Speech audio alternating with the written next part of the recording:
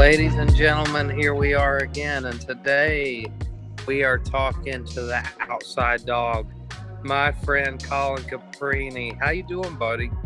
Not too bad. How you doing, man? I'm not bad at all. You know, it's been a long time coming that we sat down and talked. You're a guy, you're at every event. I see you all the time. I've heard so many great stories about you, and I've seen you fight, and I'm getting ready to see you fight again. You're going to be fighting August 5th, Catlettsburg, Kentucky, against another friend of mine, Eric Monn. So, right off the bat, what do you think about that fight? I'm excited for it, man. It's been a minute. Been kind of focusing on grappling really for the last couple of years, with the exception of the Skylar fight. But I've been enjoying focusing on grappling. But it felt nice to take a fight and get back into the grind and sparring a lot.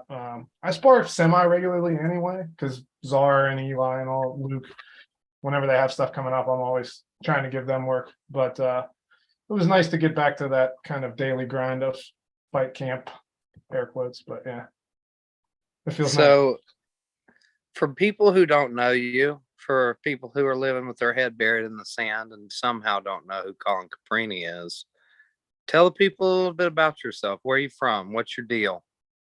So I'm originally from Addison, PA, which is like 30 minutes away from Morgantown here. Fell in love with martial arts when I was in high school, but there wasn't really any place to train. Back then, there wasn't even a gym in Uniontown, I don't believe. So Morgantown was the closest jiu-jitsu. It was like, 40 minutes or so away from the hometown. So kind of had to wait until I was came here for college to actually train. Came here in 2015 for school and jiu-jitsu, almost more for jiu-jitsu than school. I actually picked where I wanted to go to school based on where I wanted to train. Because I had come down for a few, I don't remember where, but I read somewhere a long time ago, if you're not sure where to train, go to find a local tournament, go watch and look for the people who not only are good at jiu-jitsu, but also don't seem like they have bad attitudes. And the Ground Zero guys definitely all fit that bill. So I was like, all right, well, whenever I get a chance to train, this is where I'll come. So 2015 fall semester, I transferred from Garrett College, where I got an associate's in electrical engineering, to come to WVU. And the first day at WVU was my first day at jiu-jitsu, and trained for, I had done Taekwondo when I was in high school. I wasn't particularly good at it, but I was lucky. I had really good teachers.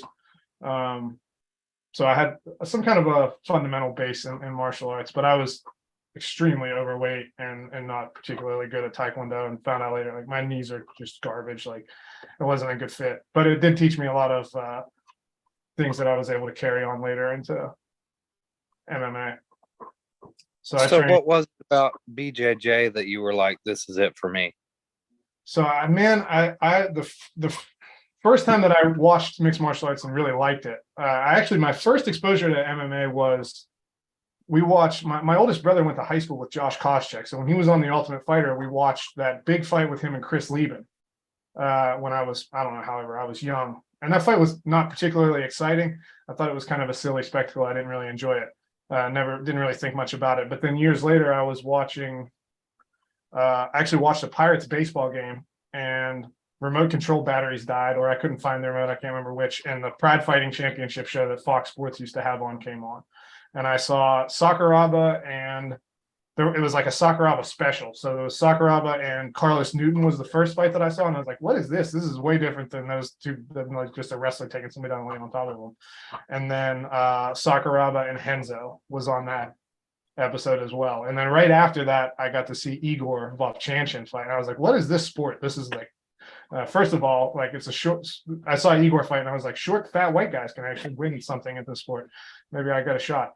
But the beauty of Sakuraba's jiu-jitsu and Henzo's, and that fight is, if you really go back and watch that fight again, Henzo's kind of in the driver's seat up until the end. It's a close fight. He's definitely not blowing him away, but it's a beautiful display of jiu-jitsu by a guy who was already probably an ADCC world champion by that time, if not soon to be. I don't remember exactly what year that was, but It's wild how good Sakuraba was with that Kimura grip, because yeah, he'd let you take his back because he knew he could get that Kimura. That's how he caught Enzo. That's how he caught who was it? Horia? Who was the other one he caught? He so tapped. So he caught a few people that from there. He got Ikahisa Minowa from there as well. He got Kevin Randleman. He ended up armbarring off, but it's the same setup. Davis back. I remember that. I remember him catching Randleman, which is bananas because of Yeah. how much big Randleman is. Yeah, I mean, you're talking about a guy who was a UFC light heavyweight champion and heavyweight contender. I don't think Randleman ever actually got the heavyweight strap, unless I'm misremembering. I What know the he lost craziest the thing title about to Ross. Randleman's career was him knocking out Pro Cop. That Yeah, was bananas. with the fake shot, the little short left hook. He had Yeah. dynamite in his hands, man. Kevin was super athletic and obviously knew how to train hard. I mean, somebody who's I think Randleman was either I think he was a 4-time All-American or just barely I've heard people fourth time. say that Kevin Randleman is one of the best collegiate wrestlers of all time Yeah, I mean, in history. if I'm not mistaken, I think he might have even been a multiple-time national champion, maybe. But I know he was at least a 3-time All-American, which is I could be wrong, but I crazy. believe Randleman wrestled for Ohio State. Yep, that's where he got hooked up with Coleman. Coleman was Yeah. one of the coaches there, and then that's was his into the Hammer House. But yeah, So- Tucker hit that Kimura on a lot of people. He used it to escape on hoist. He obviously didn't get the finish because that one ended up being corner stoppage late. But yeah, he was super good with that. I think he Kimura'd Hoyler, but it wasn't from the back. It was just he was on top of him. Hoyler was the one I was thinking of, though. And that's the one that it's a pretty suspect stoppage when you go back and watch it. At the time, now that I know a little bit about Brazilian Jiu-Jitsu, the spot that he gets in, Hoyler's not in imminent danger of being broken at the end when the ref stops it. It's probably not going anywhere good for him.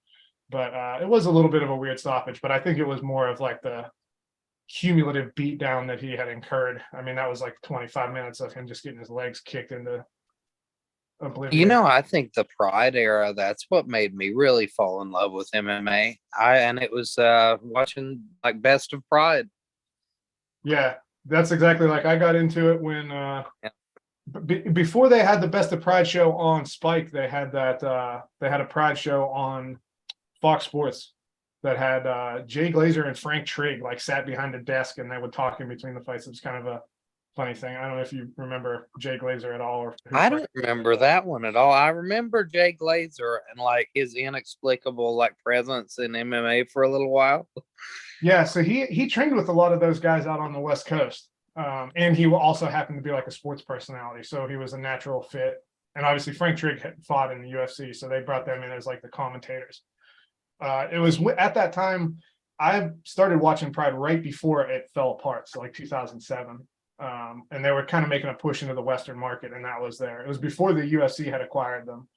The first America show, Pride did 2 shows in the US. The first one, I believe, was before Zuffa bought them, and then the second one was after, and then they just couldn't. They didn't have any legitimate contracts, and nobody in Japan would give them a TV deal, so they ended up dying. But they had done this show on Fox Sports as kind of a push to try to get into the Western market. It ended up not working, but I used to love that stuff, though. I used to love Inside MMA with Boss.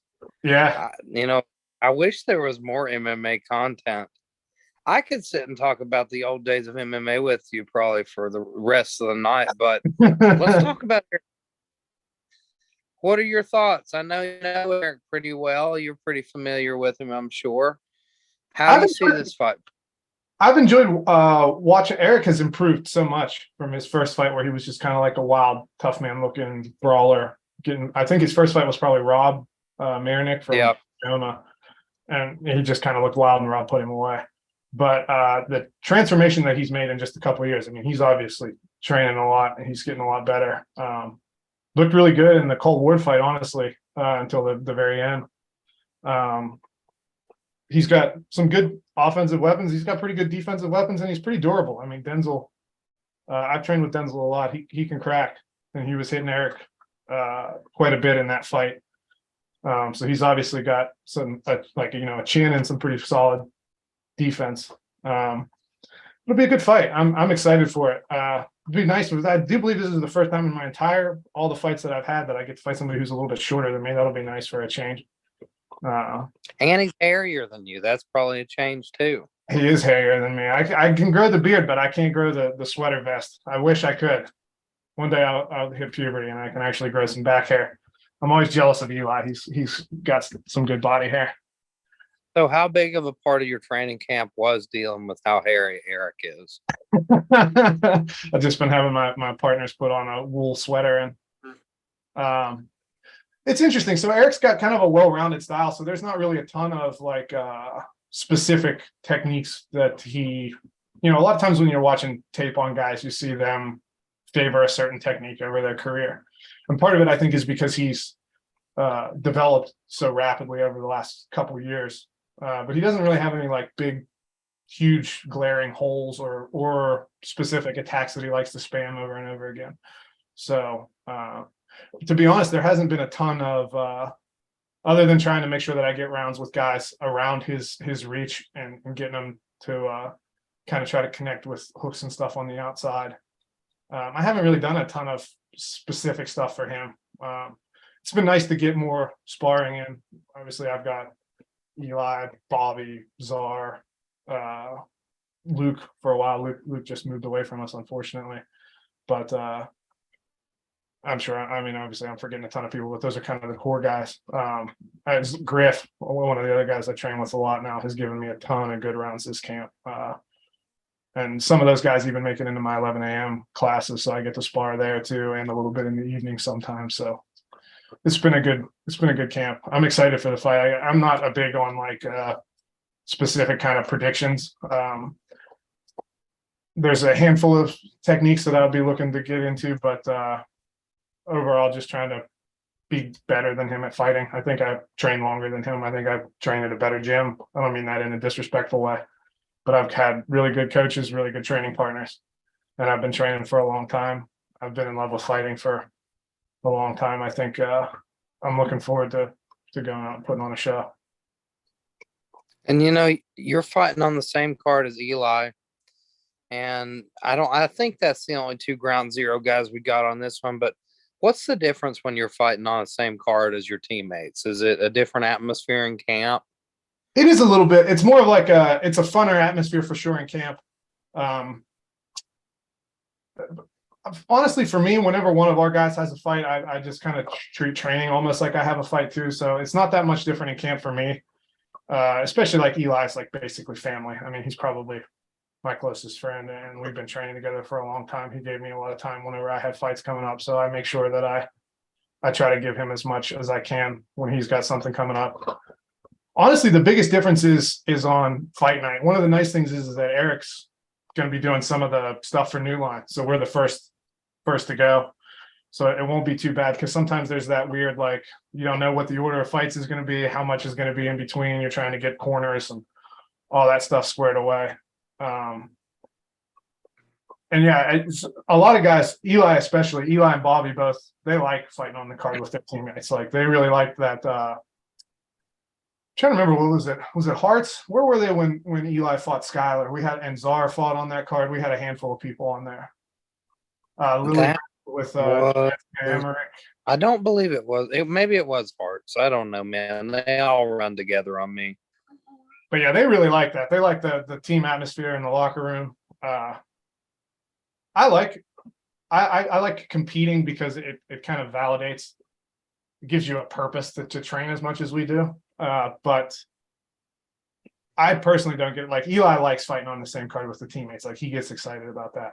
I don't so much. It's not something that bothers me, but I know it can easily be a good night for everybody. Or I've seen 3 teammates go out and one guy, you're in the back, you're all excited to watch your friend go, and then he goes out and gets knocked unconscious, and now you're warming up and getting ready for that, and it can be a long car ride home. I'm bad about that.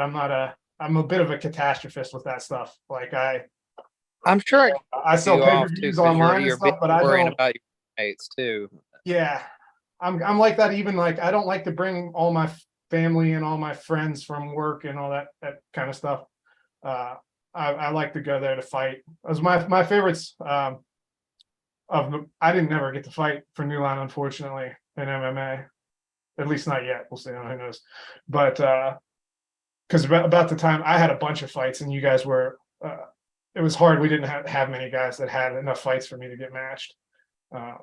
But my favorite fights were when I fought in Virginia. Number one, Virginia's got much better rules, but also I was me and my corners went down. There was no pressure from like the whole team is there. Everybody's watching. It was kind of off the radar. And then I'd come back and they'd be like, how'd that go? Oh, I won. Like, cool. I'm more of that. I don't enjoy the like, I don't know. I don't enjoy making it a big deal beforehand. I feel like it puts like unnecessary pressure.